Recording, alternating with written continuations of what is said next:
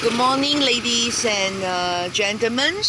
So currently we're going to start our trade trails. So today we choose to start this traders trails from Malacca River.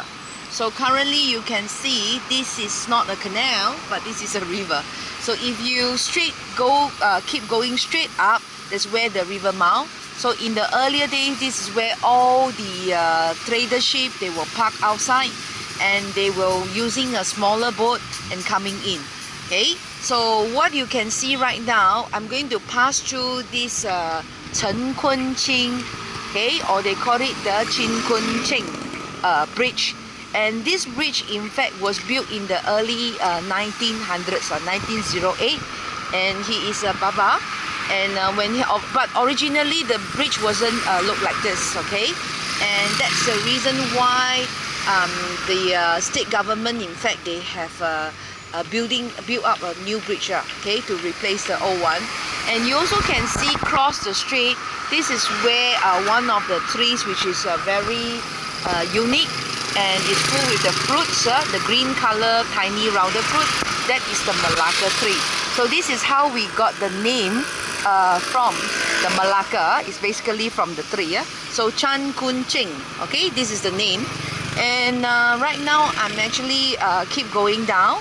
So you can see we are in the cold zone of the Malacca. So basically in Georgetown, Penang, they are similar as well. If you happen to go to the Georgetown, Penang, when in the cold zone, that's where you can see all the traders. Okay, they are going to be surrounding in the downtown center. So for the name of this trail, it's actually called Jalan Kampung Pantai. So what does Jalan Kampung Pantai mean? Pantai is actually the seaside. So that is telling you that because of the traders have many ship for the embarkation, and also they loaded the goods. So that's why most of the trader shop are situated around, and the name is just named after by the beach sides. Yeah. And today is Sunday, and this is where the local living heritage, normally it will be a little bit quiet because they are they're not depending on the tourist business, they are more for the local. So that's why on Sunday most of the shop here will close. And just to highlight you, and most of the architectures over here in fact was introduced way back in the 1700s. Yeah, in the 1700s.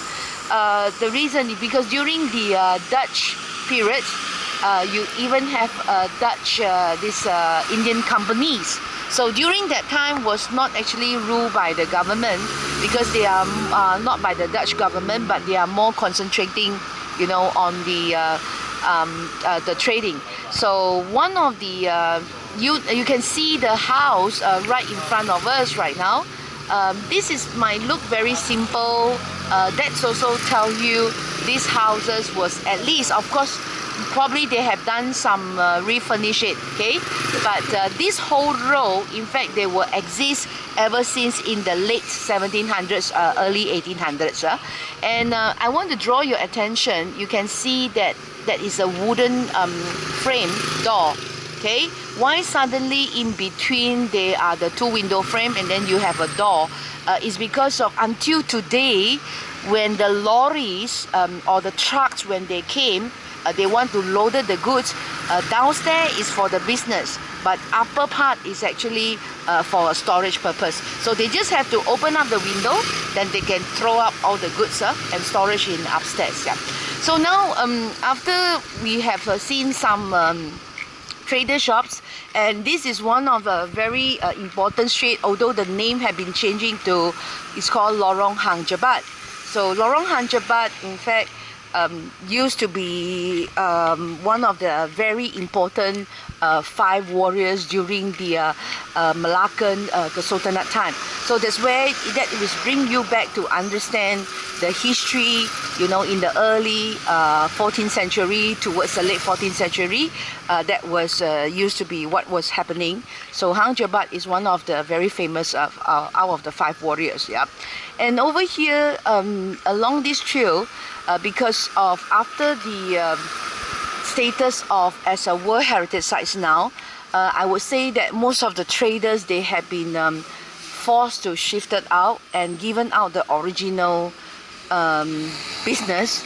Mainly is because of number one, the rental, and number two, also for the maintaining of the cost for the building.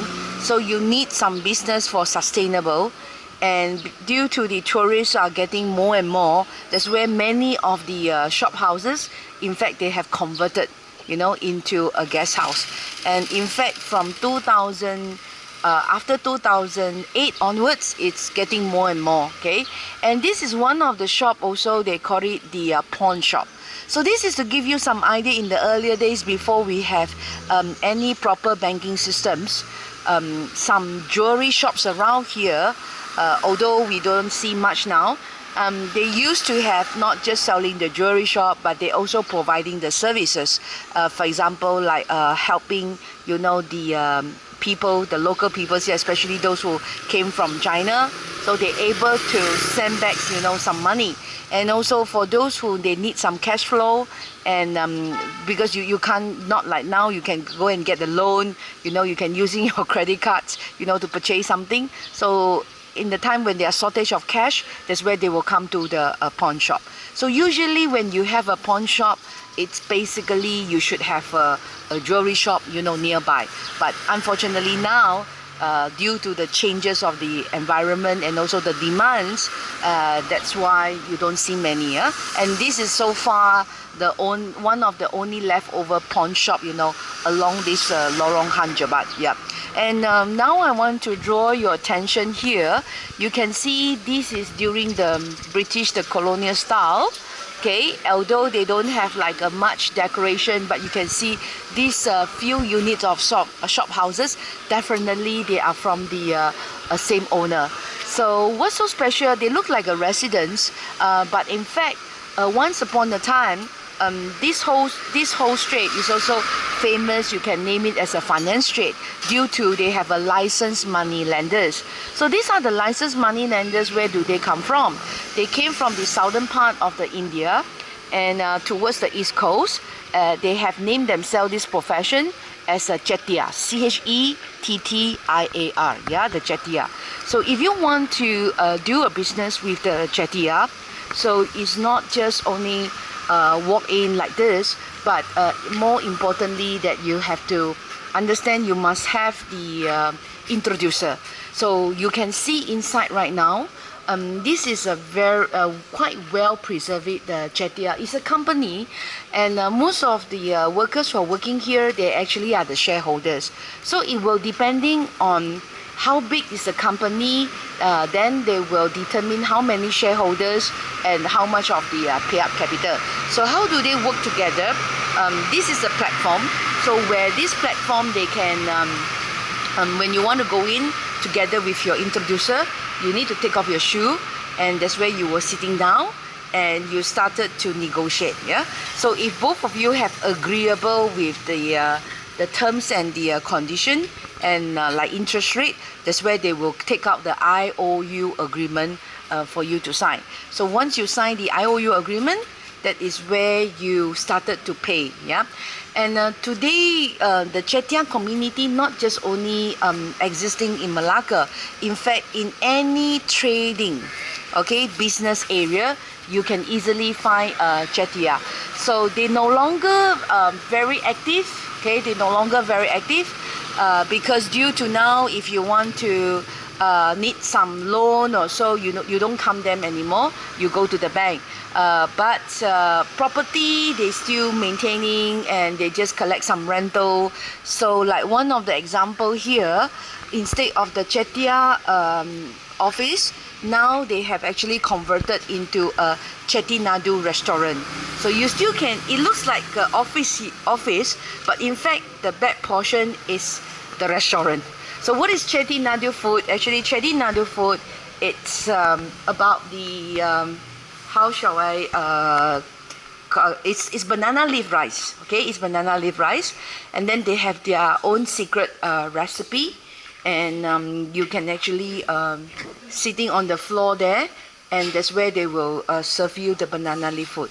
Yeah. Oh, sorry.